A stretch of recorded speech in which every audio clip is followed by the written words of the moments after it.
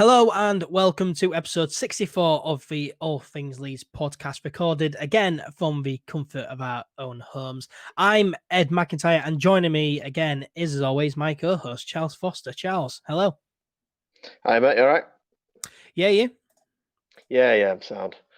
Obviously, been chatting with you. I just moved into my new house a couple of days ago, so hence the new kind of surroundings in the background. Obviously, you're on at your desk as you always are. Yeah. So yeah, that's been what I've been doing recently. You've been moving out. So that must have been a really stressful time then, especially during this pandemic. It was all right, to be honest. You don't realise how little things you actually own till you move house. I took like one suitcase and like 3 bags, and it was my entire possessions and a couple of posters. Yeah. That me TV, but that was it. Yeah, I mean, So because when you live with your parents, so of course you have your own room, your bedroom. It's like everything in that's like all you have really. Everything else, like you don't own your microwave, you don't own, all the food in your house and all the drink and stuff. You're like, you need to get it yourself. So yeah, when you move out, you realize, yeah, I've barely got anything, and I need to go to the shops and buy stuff. Such as behind you, you don't have a light shade. No, I don't actually. I don't show people. Ah, Christ! Hang on, there it is. There we go. Nope, Yeah, you no don't have light a light shade. shade. I mean, it's Yeah. not an essential product, so I reckon I could probably do without. But I know it winds you up for some reason. I just need a light shade. I need that cover really. But yeah, so we haven't recorded a podcast in about a month and a half. How have you been? What have you been up to? Well, I think since we last recorded, I shaved my head and grew a beard and shaved off my beard. So that's how long it's been since we last recorded. Yeah. I mean, my sister gave me a haircut, and it's all right. I went to 4 back and side, trim and top. I usually go 2 back and side, but I thought, well, if it messes up somehow, I won't mind going 4 all over. I won't be bothered about that. With a 2 all over, and then a bit risky, but so I started with 4 back and side, trim on top, and it looks all right. She's done a good job. So yeah, big thank you to my sister for that. You don't want to go full skinhead, do you? No, not at all. I mean, you went what was it, 6 all over? I did 6 all over. When I normally get my haircut, I get 2 back and sides, and I get like scissors on top, and I get it blended in. But because we only had like clippers, and I had my auntie do it, and my auntie only really does like one grade all over. She's not a hairdresser, so I just thought, I don't want it that short, so I'll just get 6 all over. But it's growing back a little bit. Yeah, I was thinking about going just one blade all over, but I couldn't do it. I've grown the top of my hair out too long. Can't do it. Cannot do it. Well, I think how long my hair was. My hair is normally, mate, and I think how much it took to just get it all shaved off. Even at grade 6, it was a bit of a graft. Yeah. But enough about our hair, though. Apologies for no content to all the viewers and listeners. Apologies for no podcast in a month and a half. We've just been very busy with university work. I finished all mine, Charles. I think you've still got some university work left, but yeah, we've been very, very busy. Really, extremely busy, but hopefully we're going to start producing a lot more content now. Starting with this, as always, before I move into anything, I do want to say a big thank you to all the NHS staff and key workers out there for your hard work during this pandemic. I do just want to say, I do want to urge listeners and viewers, please, despite lockdown being eased a little, please just stay at home as much as you can. Follow the advice during this pandemic to help protect the NHS and save lives. There is a light at the end of the tunnel. I do kind of think that we're seeing the light a bit too soon, but we won't go into all that. Of course, we had the last clap for the NHS this week after 10 weeks. And I must say, I very much enjoyed watching these clap for the NHS clips that Leeds United have been putting out on social media each and every week. It's been great seeing all these past and present players and other, people connected to the club in some way in all these videos. Yeah, I mean, obviously the one on Thursday this week had Lewis Cook in it. That was quite a strange one to see. Yeah, I mean, imagine Lewis Cook in this Bielsa team. Yeah, I don't know, because Bielsa doesn't really like it. It'd be good, but like his best position was kind of the 8, more the 10 in the 8 role, and Bielsa kind of likes 2 8s and doesn't really focus that much on a 10. Yeah. He lets Hernandez just kind of fly about and do the 10 thing occasionally, but most of the time I don't really play one. I would like to see what Bielsa could do with Lewis Cook in general. Yeah, That'd I be mean, interesting. we had managers, Thomas Christensen, Gary Monk, and they thought Calvin Phillips was a number 10 and an attacking midfielder. Bielsa's turned him into the best defensive midfielder in England, and he plays centre back sometimes. So with Lewis Cook, he would have transformed him into probably the perfect number 8. Yeah, it's a bit weird with Calvin because he did actually score a few goals when he got played up there. He did get 7 goals in that season, didn't he, under Christensen and Heckingbottom? So, but yeah, I suppose we'll never know. I mean, I personally think he's much, given the way his game is, he's much better suited to the defensive role than he is to the offensive role. But maybe that's just because that's where Bielsa's put him. If Bielsa had put him attacking mid, I'm sure we'd have seen a few good performances from him. Yeah, definitely. But all the other players, we've had Rio Ferdinand in there. It's nice to see him back involved with Leeds again. Likes David Batty and players like that. And also the one this week, we had Rob Green in there. What has he done to his hair? I mean, I thought it was hilarious when Rob Green won the Europa League with Chelsea and was lifting the trophy like he'd contributed to it in any way. Yeah, he hadn't played like a single minute. Yeah, that was last season. Chelsea won the Europa League and Liverpool won the Champions League. And Andy Lonergan was a Liverpool player. So last season we saw pictures of Andy Lonergan with the Champions League trophy and Rob Green with the Europa League trophy. That was just bizarre. Both ex-Leeds as well. Yeah, just very, very weird. Yeah, it was so weird. But anyway, these videos, they've been great to see all the past and present players getting involved. It's been fantastic to see. Now we've got plenty coming up in the show. There's plenty to catch up on, loads of news to go over, including when football is likely to return. But in the last episode, of course, last month, we spoke briefly on the passing of Leeds United, England and football legend Norman Hunter at the age of 76. I think we should start with all the amazing tributes, really, that were paid to him. We had the hashtag Hang Your Scars for Norman, that trend on social media, which was really nice, seeing everyone hanging their Leeds United scarves out of the windows. Many fan channels like this one did some great tributes as well. Charles, it was both emotional but also lovely to see as well. Yeah, I mean, obviously he's one of the club's greatest ever players. I'm probably in the top 5 legends of the club of all time, of over 100 years. Is such a gifted, proper old-fashioned centre half, and to see the respect he gets paid by Leeds fans and also opposition players and other kind of famous figures in football was really nice. Yeah, 100%. He had Barnsley as well paying a tribute to Norman Hunter, who of course played for Barnsley and managed Barnsley in the 1980s. They paid tribute to him on the day that we were meant to be playing Barnsley at Elland Road as well, so that was quite emotional. Bristol City did as well. Yeah, they did. And of course, the big news, which was the big announcement by the club, the South Stand at Elland Road, that will be renamed the Norman Hunter South Stand. It'll be named after Norman Hunter. A lovely move by the club, Charles. Yeah, I mean, it is very fitting to honour such a great figure at the club, and what better way than to have a stand named after you? The only 2 figures at Leeds had stand named after them are the club's greatest ever manager, Don Revie, and arguably the club's most gifted ever player, John Charles. Yeah. So it's probably the highest honour you could receive, and it's especially significant for me and you because that's the stand which we have our season tickets in. So it'd be really lovely to be part of that. Yeah, we're now on the Norman Hunter South Stand. I can't wait to be back in the Norman Hunter South Stand. Cannot wait to be back in it. It's just a shame though that Norman couldn't have seen it while he was still with us. Why how that he couldn't see this tribute while he was still here. It's just a shame, really, when you think about that. Yeah, I often think that I imagine players would rather be honoured while they're still alive. Yeah. I know obviously he was part of the celebrations for the centenary and also part of the being given the freedom of the city of Leeds because he was part of that 68 to 74 team. So, and I know he really appreciated that.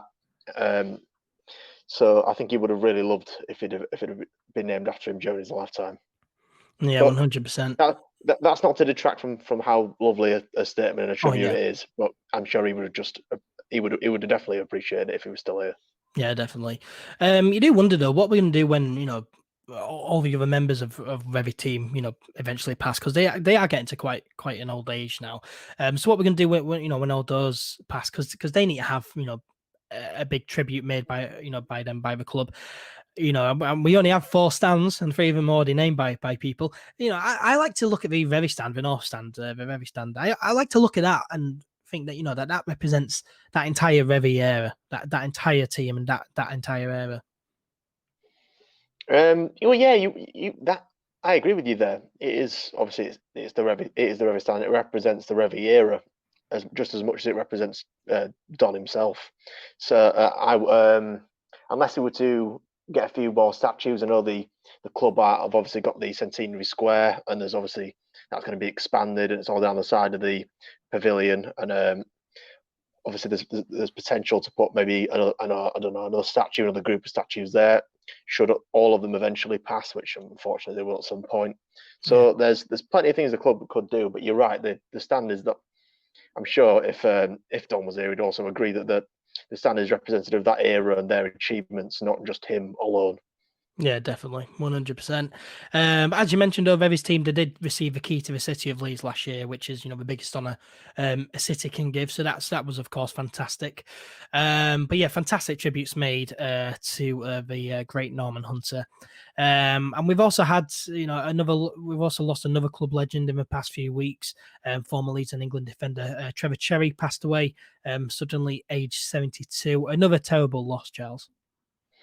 Yes, I mean, really terrible, because he was obviously younger. 72 he's still quite a young age to die, especially nowadays. And obviously, being a player in the 1970s, who obviously played for Huddersfield and Bradford as well, he's quite a bit of a West Yorkshire legend.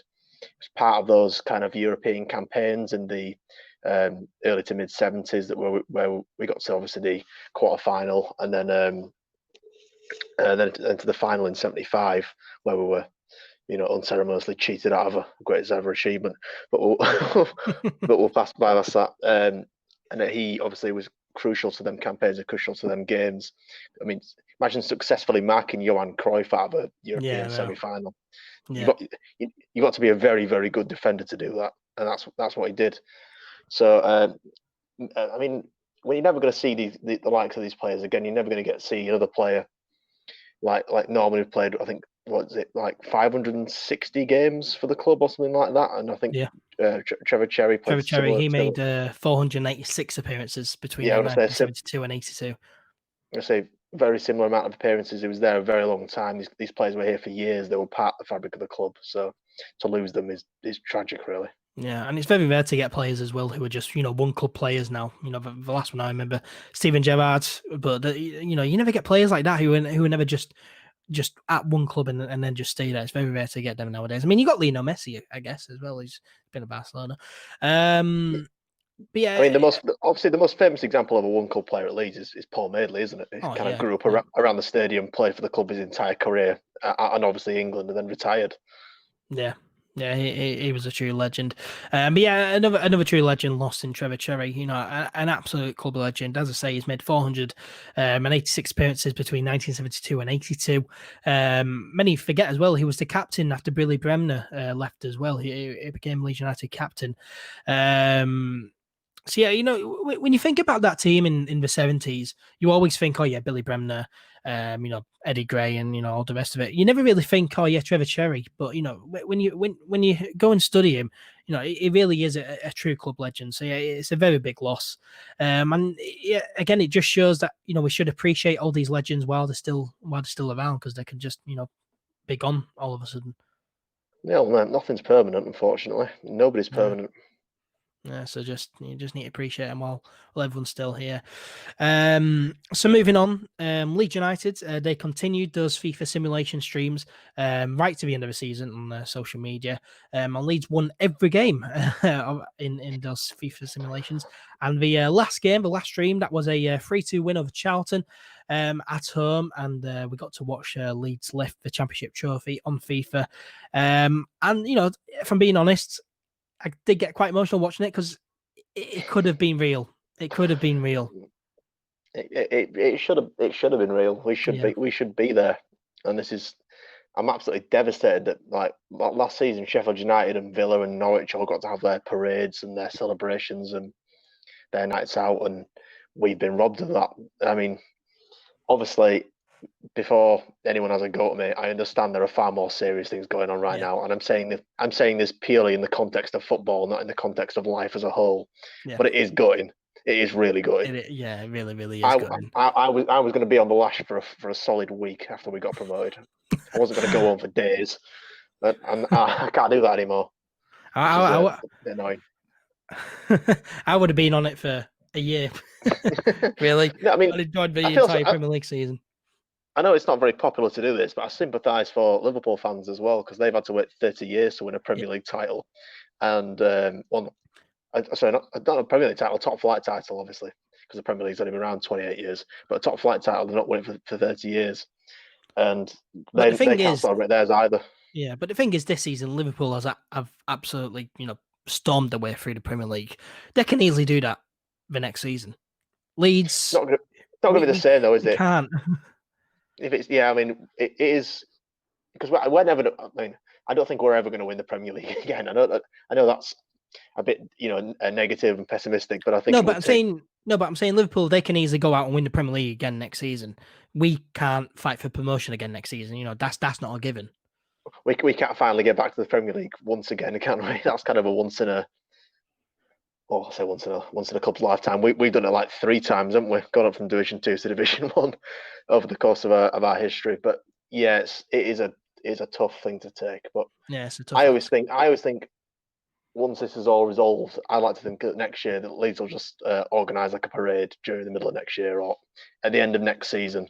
We can have we can celebrate the promotion and we can celebrate, hopefully, if we get promoted, staying in the Premier League at the end of next season as well.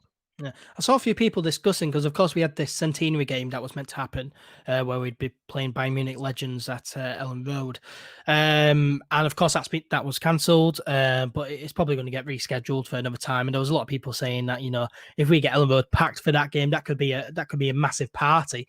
That game, so that would be epic. Get all the team down there, celebrate promotion with all the legends as well. That would have been that sounds fantastic. It's just a bit odd that we chose Bayern Munich, given the history Leeds has got with Bayern Munich. Yeah, I mean, I don't think people want to be reminded of that absolute robbing that we got in the final. I mean, obviously, it was the 45th anniversary yesterday, wasn't it? Yeah. They were putting the clips on of a goal. I think it was Lauren. Was it Lauren who scored? I'm pretty sure it was Lauren who scored it in the cup final when he volleys it, absolute screamer. No one is. Everyone's about 5 yards onside, and obviously the linesman's ruling it off because someone slips him a brown envelope before the game. I mean, and then there's that penalty shout in the first half as well, where he sides him down in the middle of the box, like most blatant penalty you'll ever see, not given. Yeah, let's not go into all that, shall we? Craig Wilson, Leeds United social media guy, on Twitter, he revealed that overall, the FIFA simulations got 6.9 million impressions, 1.5 million total views, and 467,931 engagements. For FIFA simulations, that is mental. I mean, it just shows you how much people are actually missing genuine football. Yeah, I was going to say, it just shows you how much people miss just watching something, some fresh football content, you could say. Just some fresh football content. Because at the moment, I think ITV or the BBC, they're replaying Euro 96, which of course is fantastic. But, we want some fresh football content. We don't want to watch, past things. We want to watch, some new things. That's what we all like. But yeah, I mean, mental numbers. The FIFA simulations, of course, appear to be a fantastic idea because, those are mental numbers. And, I enjoyed them as well. So moving on to some news then. And Leeds United announced that they're working on club credit or refund options for match ticket and season ticket holders, saying that there'll be some different phases. So basically, the club, they'll be in touch. So just check your email if you bought tickets. The club will be in touch about club credit or refund options. Now there seems to be some different opinions amongst on this amongst Leeds fans. Some say that they want the club to keep their money, because the club need it. That they want the club to just have it, support them. But then there's others like me who are happy that they're refunding us. Really, Charles, of course, being a season ticket holder, what's your views on this? My views on this is it does not make you a better fan to ask the club to keep your money. If you pay for a product, you pay to watch the games, you pay to part of the club. If you don't get those things, you're entitled to have your money back. And some people aren't rich enough or aren't affluent enough to afford to just, say, "Oh, keep the money." Some people need that money. If you paid for something and you're not getting it, then you may as well. And obviously, you need to. During COVID, people have been furloughed. They're only getting paid 80% of their wage. They've got bills to pay. They've got food to pay. They've got kids to pay for. Do not feel in any way guilty about taking your money back. It does not make you a better fan to hand your money back to the club especially if you need that money. If you need the money, take it back. And Andrea Radrizzani is a multi-millionaire. He will survive. Yeah, 100%. I echo those thoughts completely. It does not make you a better fan by spending more money at the club. Yes, you can say, "Oh yeah, I'm supporting the club a lot more than you," but it doesn't make you a better fan. Some people can afford it, some people can't. It'll probably get us a bit of hate saying this, but I am pleased that the club is working on refund options. Because there's five home games left. That's around £100 for season ticket holders. I'll happily take £100 back. I will happily take that. Of course, Centenary game as well. I think that was £20 as well. I mean, that's going to charity. So to keep that, I'm not too bothered. But if I get it back, then I'm not going to complain because it is quite a lot of money that'll be useful. So I'll happily take refunds. I completely echo your thoughts, Charles. Saying the club or no, keep my money, that doesn't make you a better fan. Some people they can't afford to just have that money wasted. As you say, if you had bought a product and you didn't receive it, then you'd want your money back. Of course, these are incredibly tough circumstances right now. But we paid for football matches and we're not going to get them. Football's going to continue, but we're not going to be allowed in. Of course, it's out of everyone's hands, really. But we haven't got that service, so we're right to get our money back, and I'm completely fine with that. It could get me a lot of hate saying that, but I think I'm for one, I'm glad that they're working on refund options, and I'll happily have some money back. Moving on, of course, the big question does remain: when will football return? And we've seen plenty of developments across the major leagues in Europe. The Netherlands were one of the first to take action. They cancelled the 2019-20 season due to the pandemic. So the leaders, Ajax, were denied the Eredivisie title, and there will be no relegation or promotion over there. Scottish football, that has also been cancelled, but we have seen Celtic be awarded their 9th SPFL title in a row. And Hearts have been relegated to the Championship. Unlucky Phil Hay. German football, however, that has continued. We saw the Bundesliga restart 2 weeks ago now. And it's been great to have, some major, good quality live football return, Charles. Yeah, it's been nice to see the games, but it is a bit like watching a reserve game because there's obviously there aren't that many fans. Well, a reserve games, there's not that many fans there. These games, there's no fans there. So it's a bit weird. You can hear the players talking on the pitch. I am slightly looking for the only thing I'm looking forward to these games behind closed doors is hearing the players swear at each other on the pitch. I think that's going to be really funny. I don't know how they're going to get around that. So, but yeah, we've got to. It's a good the Bundesliga is a good blueprint of what the Premier League will look like when that returns. Supposedly on the 17th of June they're coming back. They've just announced yesterday or today. Yeah, well, we'll get on to when the Premier League's going to return. Yeah, but that's what it's going to be like. So, yeah, and it is the Bundesliga is kind of like a useful stopgap while people are waiting for the Premier League and hopefully the Championship to return. Yeah, I mean, we just kind of going to have to get used to watching football behind closed doors because I agree with you. It is a bit weird watching football, with no fans in regard. It is like watching a training game. It is weird hearing all the players shouting at each other. It is quite strange hearing all that because we're not used to it really.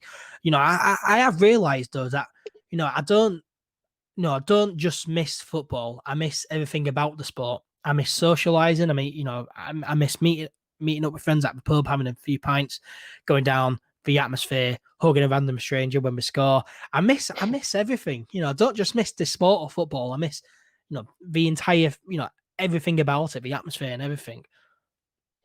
Yeah, I mean, it's kind of it's more than a hobby. It's part of your life. It's a lifestyle.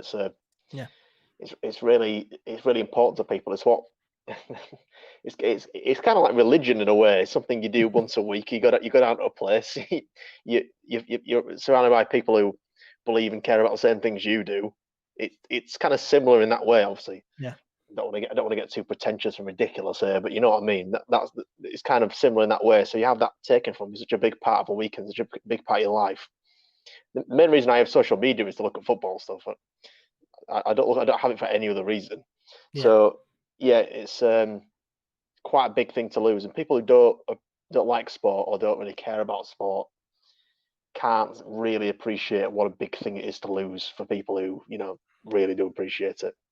Yeah, definitely. I mean, like my sister, she absolutely hates sports, and she can't understand why I come home and always talk about football and sport and stuff. But unless you really understand it, unless you're interested in sport and football, you have no idea how much how awful it is when you lose such a big thing. I mean, I've kind of got used to having no sport now. 10 weeks into lockdown now, I've kind of got used to it. But I am glad that football is slowly returning back. I'm glad that the Bundesliga that's returned now. I'm really glad that that's back because that's some good football as well. If it was the Chinese league that returned, I won't be interested. But because it's for Bundesliga, some good players, world class players, a major league. I'm really enjoying watching it, to be honest. So so yeah, have you picked a team, Charles, to follow? I mean, I will never support another team other than Leeds United, but obviously watching the Bundesliga, me and my mates decided to randomise teams on the BT Sport page, to just kind of follow their results and just track them. I got Leverkusen, which is obviously quite a good team to have been randomised at the Bundesliga. So they tend to win most of the time. Havertz appears to be, an absolute wonder kid. I don't know why someone hasn't picked him up yet. Yeah, he's really good. Seems to be an absolute baller from what I've seen of him. But obviously, yeah, I've got every Leeds fan's got their Dortmund sympathies for obvious reasons because Dortmund's twinned with Leeds. Obviously, I've got my hatred for Bayern Munich for obvious reasons. Yep. And the rest of the teams, Juve Rosler manages Dusseldorf, so I always keep look out for their results. I saw that the other day. It was Dusseldorf versus Schalke. Juve Rosler is the manager of Dusseldorf, and David Wagner is the manager of Schalke. I was just baffled because, what David Wagner, he got Huddersfield promoted. It's not like he's a massively, fantastic manager. And Juve Rosler as well. He did a dreadful job with Leeds. So I was so surprised seeing them two on the touchline. I think Dusseldorf won that 2-1 as well. So good. So yeah, that was that was interesting. For me, though, I mean, I've picked Borussia Dortmund. There's plenty of links between Leeds and Borussia Dortmund, of course. Dortmund and Leeds, they are twin cities. And I Googled this as well because I didn't really understand, why we're twin cities. So, sorry. I Googled it and it said the occasion on which this was to occur was the International Culture Days, which were jointly organised by Dortmund and the UK in 1969. From now on, Dortmund and Leeds will be the twin cities. Both cities have a common desire to keep alive the feeling of togetherness and to strengthen the personalities between them. I mean, take that what you will. But yeah, so Dortmund and Leeds are the twin cities. So I picked Dortmund and also the Haaland link as well because Erling Haaland, his dad, who was in the Clap for the NHS video this week. Of course, he used to play for Leeds. Erling Haaland was born in Leeds, and now he's one of the best strikers in the world, which is fantastic. So yeah, I'm following Dortmund here. He was born in Leeds in the same hospital as me, about 4 months after me. It's and crazy. He's now a multi-millionaire playing for Borussia Dortmund, and I am nowhere near that rich. But also in Leeds on the Head Road, there's Dortmund Square as well next to Sainsbury's. There's the statue of the guy with the beer barrel. That's Dortmund Square. So yeah, so there's plenty of links there. So if anyone wasn't aware of that. Yeah, and it's a good team as well to support Borussia Dortmund. Really good team, really good fans. And it's not close supporting because they're not going to win the league this season. They lost 1-0 to Bayern Munich at home, so they're not going to win the league. this season, so you can't really say it's glorious sporting, can you? They got But they got they got cheated in that game as well. Boateng handballed it blatantly. yeah, I mean, a good goal though, to be fair. But yeah, plenty of links between Leeds and Borussia Dortmund. So I had to pick Borussia Dortmund. You know, I do like the club. They're good clubs. So yeah, good players. And yeah, unbelievable about Erling Haaland, isn't it? He's just come up from absolutely nowhere, and he's now one of the best strikers on the planet. It's just brilliant, and he's a Leeds lad as well, so it's fantastic. Before I went to Leipzig, we could have had him for 5 mil. Imagine. Yeah, I know, but Leipzig offered more money, according to Philae. So yeah, that's a bit unfortunate. Moving on, La Liga that is set to resume on June the 8th, behind closed doors, of course, with all matches available to watch for free in the UK. So that's more good news. I mean, yeah, there's. Sorry, repeat yourself. I'm just moving about. So La Liga, that's going to resume on June the 8th, of course, behind closed doors, but it's going to be free to watch in the UK. So that's really good. I mean, yeah, that. There's that, and then because obviously it'd be nice to watch the La Liga games, especially because they used to be on. Where did they used to be on? Was it on Channel 4 where they used to be on? I think it was on ITV. ITV4. Yeah. So they were on that for a while, but apparently there's going to be 4 Premier League games on BBC as well, which is going to be very weird because that hasn't happened allegedly since 1988. So yeah, it's going to be very strange. Serie A as well over in Italy, that's set to resume on June the 20th. The Italian government gave its approval on Thursday, so even more fantastic football to look forward to, La Liga and the Serie A. And as we've hinted at, it's also been announced that the Premier League will return on June the 17th with Aston Villa versus Sheffield United and Manchester City versus Arsenal being the first 2 games to be played, because of course those were games in hand. And then the first full round of matches will take place the weekend after. And Sky Sports, they will be showing all 64 remaining games, and 25 of the games will be free to watch as well. So that's some positive news, Charles. well, I mean, Liverpool will win their title if Arsenal beat Manchester City and Liverpool win their game. So the title could be over in one weekend. So that'd be interesting. So then once the title's gone, all you've got to look at is the European spots and obviously the relegation. What's really interesting for us will be the relegation zone. I'll be keeping more of an eye on the relegation zone because I really want to see who's going to be coming down. Yeah, I really want Norwich and West Ham to go down because they've gone on and on and on. West Ham, Aston Villa, Norwich have gone on and on during lockdown that they want the season over, simply because they're battling to survive. So I'd love to see those 3 clubs come down. I'd like to see Villa come down. I really would. Just because I want to, because they've spent like 100 million quid for a team that was worse than the team they had when they got promoted, and if they go down, they'll have to sell Grealish. So that'll be interesting. Yeah, and West Ham, I've got a few mates who support West Ham as well, so that'll be quite funny if they get relegated. But yeah, some good quality football to look forward to. Can you imagine the Olympic Stadium in the Championship? How weird would that be? It'll be weird. Luton Town going to the Olympic Stadium. That'll be mental. But yeah, some good football to look forward to watching, and of course, Premier League games being free to watch as well. That's fantastic, especially for us fans in England. And it's also been announced that up to 6 Premier League games will be played at neutral venues, which is quite interesting, Charles. I think it's the police have requested it. I think it's right kind of rivalry-based games or European. Games that will decide a European spot. I think those are the ones that have been put in neutral venues. People go on about home advantage as well. I don't see how home advantage exists if you don't have any fans there. Yeah. I mean, maybe players know different. Maybe they get used to a pitch because certain pitches have different dimensions. And the travelling as well. The travelling, yeah. But no, because if you're travelling from Brighton up to Newcastle, that's a very big trip. That'll make you very tired. So you'd imagine that they'll be played at a neutral venue. Yeah, you can understand some reasons why they've chosen to do it, but I wouldn't be forced if Leeds were asked to play in neutral venues for the end, because obviously we've still got to travel to Cardiff. We've still got to travel down to Swansea for Swansea away for the end of the season. We've got, I think, what other away games have we got? I think we've still got a few long trips. Yeah, definitely. So yeah, I wouldn't particularly care if they were in like if it was like a neutral venue in like Nottingham or something like that. That'd be all right. Yeah, and I mean, if fans can't turn up, then what's all the fuss about games being played at neutral venues? There's no fuss about that. It's fine as long as the games get played. Then I'm quite all right. But yeah, that's quite interesting. Games being played at neutral venues.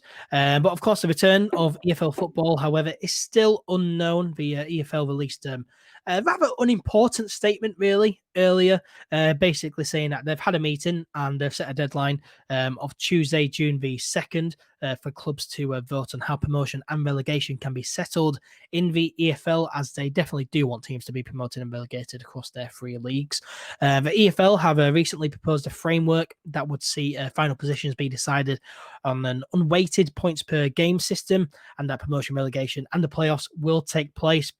And I do just want to say that if it is on points per game, then Leeds definitely will be going up. There is also the option to play out the season as well, which Championship clubs intend to do. League Two, however, have said that their preference would be to curtail the season, and League One is still undecided. Some want the season to play out and others don't. So, Charles, what do you see happening here?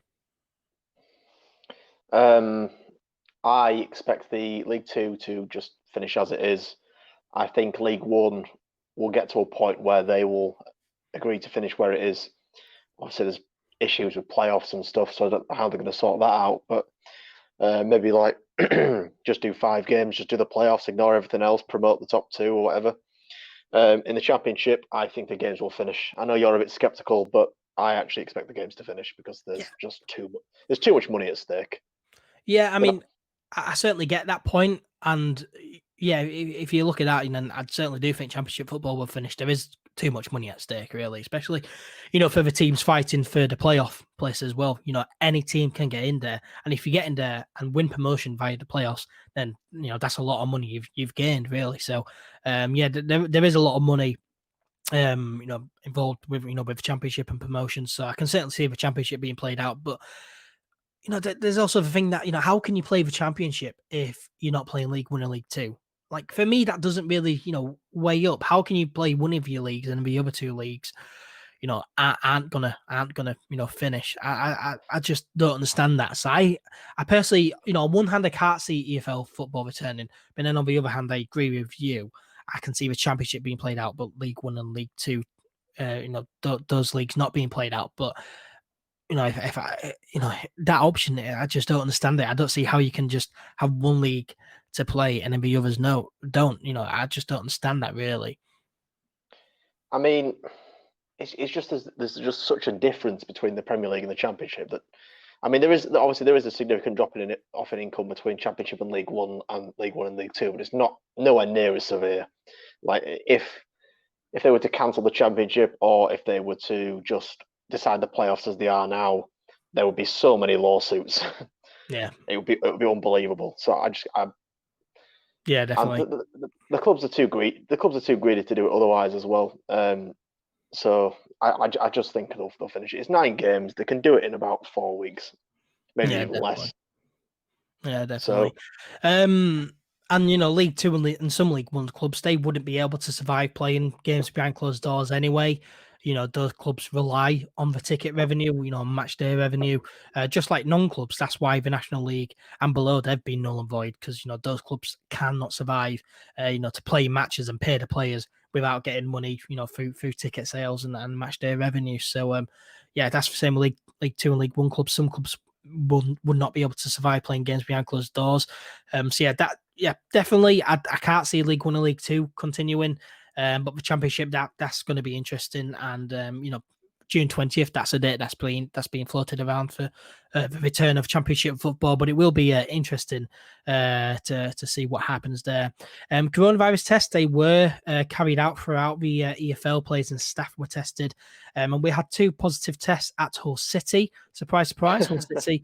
In the weeks leading up to that, were sending letters to the EFL saying that they didn't want the season to continue, and then all of a sudden, tests come back.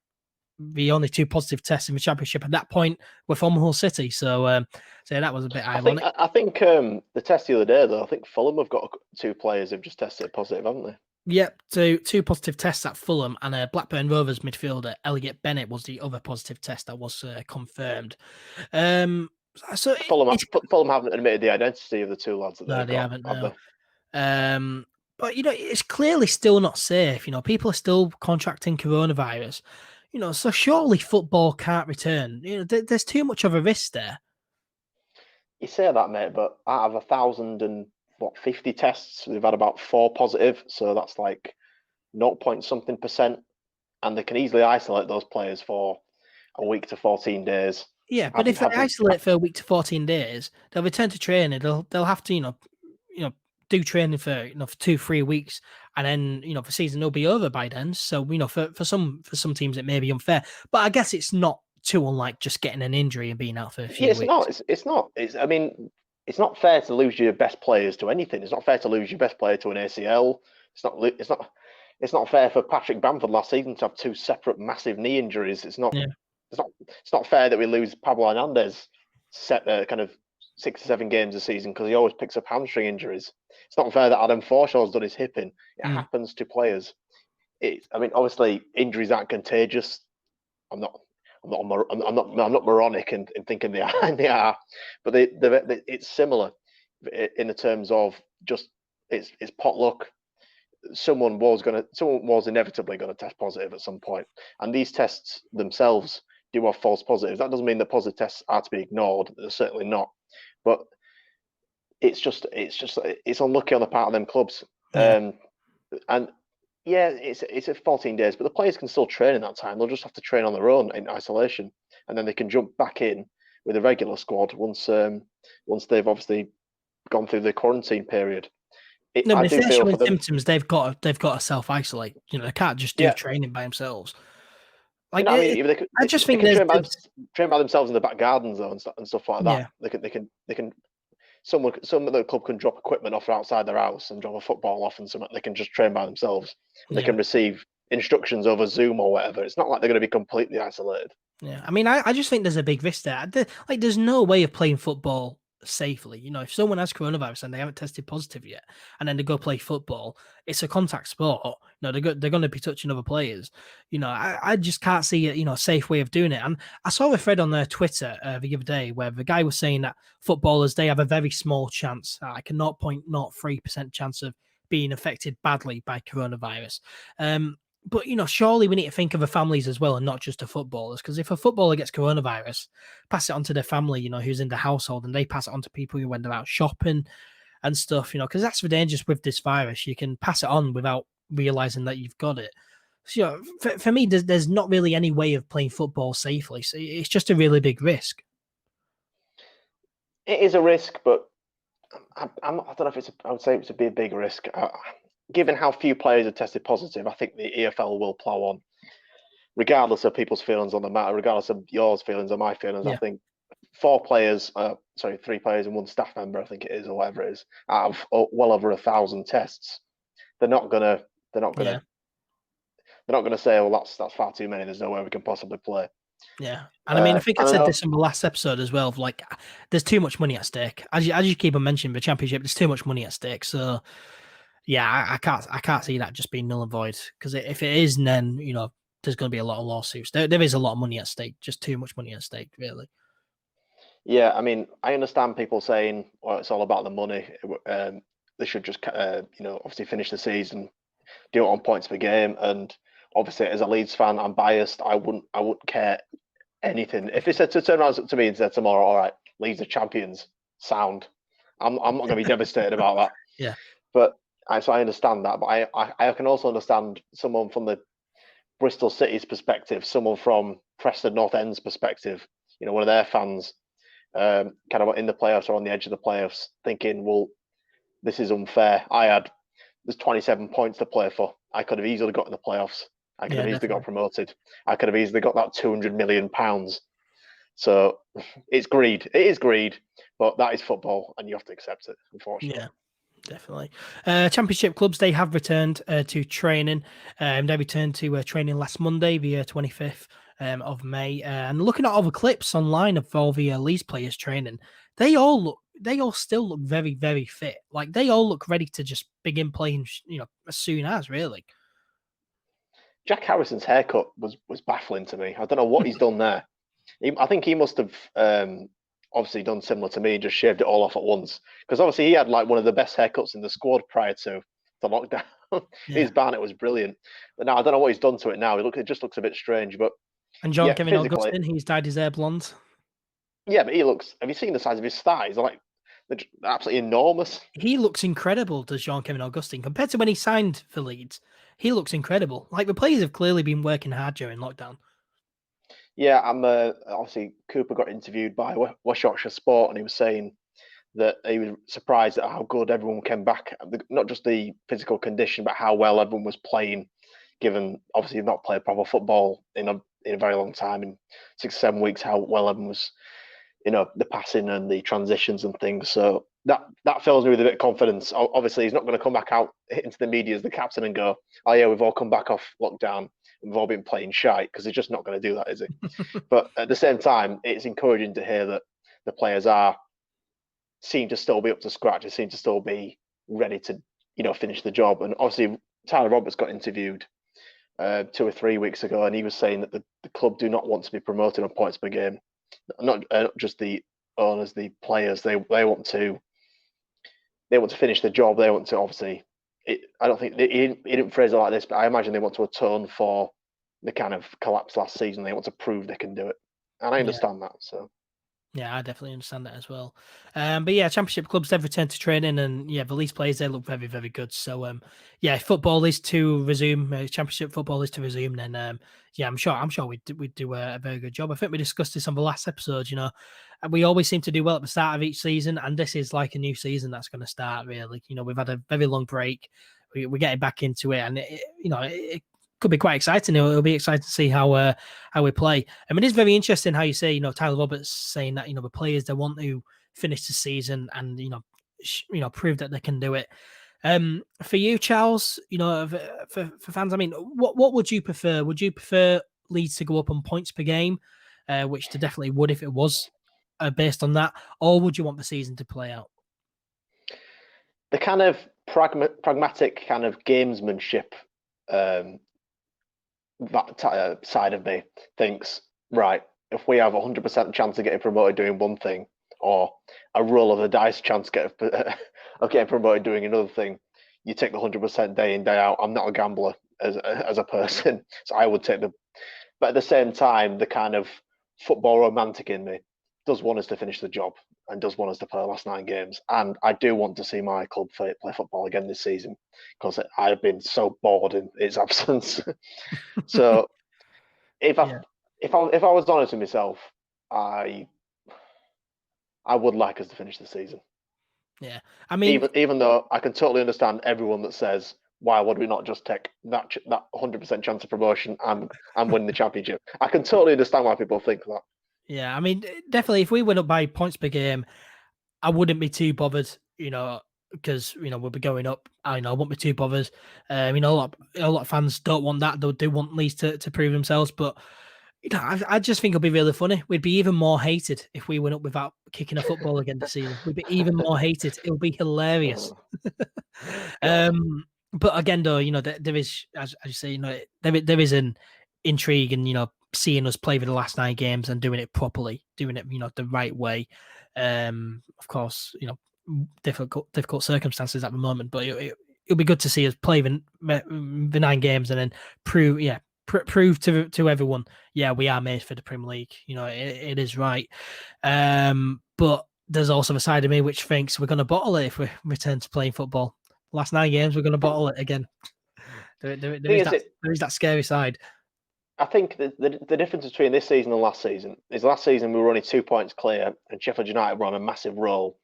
And this season, I think we're 5 points clear of third, correct me if I'm wrong. And because we've had such a long break, it's almost like a start of a new season. And obviously under Bielsa, we always start strongly under new seasons. It's not like we've jumped straight from the 10th last game of the season to the 9th. There's been a big gap. So I would love it if we went on one of those, kind of early season runs where we win like 4 out of 5 of our opening games. Because if we do that, like we do at the start of the season and the start of last season, then we will just go up. Yeah, I mean, I think we'd be great if the season restarted. To correct you though, you said we're 5 points clear of third. We are 7 points clear of third of Fulham in Was it third. 7? So, Well, I'm yeah, even even happier better. then. 7 points clear. So yeah, if we were to just win our first kind of four or 5 games, especially given one of them's Fulham and they're third, then Yeah, I think we'll have done it. yeah, Because I think yeah, if we win 4, they need 7. Is it they need 7 or they need 6 or out of 9? yeah, Whatever it is, they need a silly amount of points if we win like 4 or 5 out of 9. yeah. So yeah, it will definitely be interesting if the season was to resume, and yeah, hopefully it does. Hopefully it does. There was an interesting comment though from Jeff Stelling, Sky Sports presenter Jeff Stelling, and he said that Leeds isn't Leeds without fans. Charles, what are your thoughts on this statement? Well, I think that statement applies to every football club, but especially Leeds United because of the way that the club has been kind of mistreated and badly managed over the last 20 years. I don't think anyone can disagree with that. Even during the Champions League era, we were arguably badly managed, especially financially. The fan base has had to be that kind of extra support to get an average player to perform better than they think they are capable of, to kind of push players. I think the League One promotion is a perfect example of that. We kind of pushed. I mean, some players in that squad were brilliant, but some were very average, and we pushed those average players over the line just with pure support, pure kind of force of will. Yeah, And I think many players have admitted over the last 20 years and even longer that force of will has helped them in crucial times, in crucial games. yeah. So I do agree with that statement. I think that's why I'm curious to see how the lads play without the fans there, because obviously they're always very complimentary of the fans, and I would love to see how they can adapt and perform without the support of the fans, because Yeah, because unfortunately that's the situation we're in. yeah, because it has felt in some games, this season that the fans, us being loud and cheering, that has spurred the team on to go out and get that other goal. I mean, especially last season as well. You're back at that Blackburn game where we scored 2 goals in added time. Without the Villa fans being game. loud and cheering, I don't think we would have scored those 2 goals in added time. You got they got the Villa game last season as well. You got the Millwall game this season with 2-0 down at half time. The fans all having a go at Jed Wallace. Someone threw a bloody empty bottle of Tango at his head, and then obviously in the second half it were kind of 3 goals in fairly quick succession. In about 15 minutes we were winning again. Yeah. So it was that kind of, it gives a huge lift. And I do agree with him. fans. I think as well, fans. I saw Barney tweet it, saying that I think fans do, affect refereeing decisions, which I don't think is right, but I do think it does. We've seen it in the Bundesliga. There's been some decisions which you think, if there's fans there screaming at the referees, to give a penalty or whatever, it probably would have given it. But because there's no fans there and they're not saying, chanting loudly, then the referees and officials have been hesitant to give decisions. So yeah, I think it fans works both ways in Elland Road though, because I've seen it where, like the Reading game at home this season is a perfect example, because they had a player go down in our box in like the 94th minute or something where we were 1-0 up, and they were screaming murder, their bench, their fans, that they should have had a penalty for that. And looking back on it, it is a bit dodgy and maybe should have been a penalty. But it's the 94th minute and Leeds are 1-0 up at Elland Road on a win streak, and the referee doesn't give the decision. You get there was one at QPR last season where there was while Steve McLaren was managing, it was a handball. Obviously, there was another handball at QPR this season, but we won't talk about that one. From one of their defenders, and that would give us a penalty. And I remember thinking at the time that probably wasn't a handball, but and it does affect it. And Huddersfield at home, the last game, in like the 90th minute, Luke Ayling fouls one of their players in the box at the south stand end. It is a penalty. It's a blatant foul. The referee doesn't give it. But at the same time, you get referees like we've had this season where they've just been appalling, and they've been deliberately giving decisions for the opposition team so they don't seem biased. So I think it's a bit of a double-edged sword, fans' impact on referees. Yeah, but I do think fans do play a big part in the way football games are played out. Yeah, I do watch the Bundesliga now and think, would this game be any different if there was actually fans in the stadium? I definitely do think it would. I do think fans do play a big part, but in terms of that statement, Leeds isn't Leeds without fans. On one hand, that I kind of disagree because I think we've still got the history. We're still a big club. We've still got all the trophies in the cabinet. So I think that we are still a big club, but you know, there's plenty of teams. We've seen it with Portsmouth. When they've gone down, when clubs have gone down from Premier League, back to back relegations, gone right down to League One. Many teams, the fans would have just given up and just not bothered turning up to games. But Leeds fans still turned up in numbers. Were still very loud and yeah. But I mean, the fans do make Leeds, a very big club. When people speak about Leeds, they always think the atmosphere, the fans. So yeah, I do kind of agree with that statement. Yeah, Leeds isn't Leeds without fans. I do kind of agree. But yeah, it will be interesting. It will be interesting to see what happens, whether it's on points per game or whether the season is played out. We will have to wait and see. But there's still plenty of fantastic football to look forward to. As I say, La Liga, Serie A, Premier League going to return soon, and the Bundesliga has already returned. So yeah, plenty of football to keep us entertained during what hopefully is naming the end of lockdown. But that does bring us to the end of episode 64 of the All Things Leeds podcast. Thank you very much, as always, to Charles for joining me. Cheers for having me on, mate. Yeah, appreciate you joining me, mate, and thanks to everyone as well who has watched or listened. We really do appreciate it. If you enjoyed, then why not subscribe or follow the podcast? Give us a 5-star rating on Apple Podcasts and whatever platform you're listening on.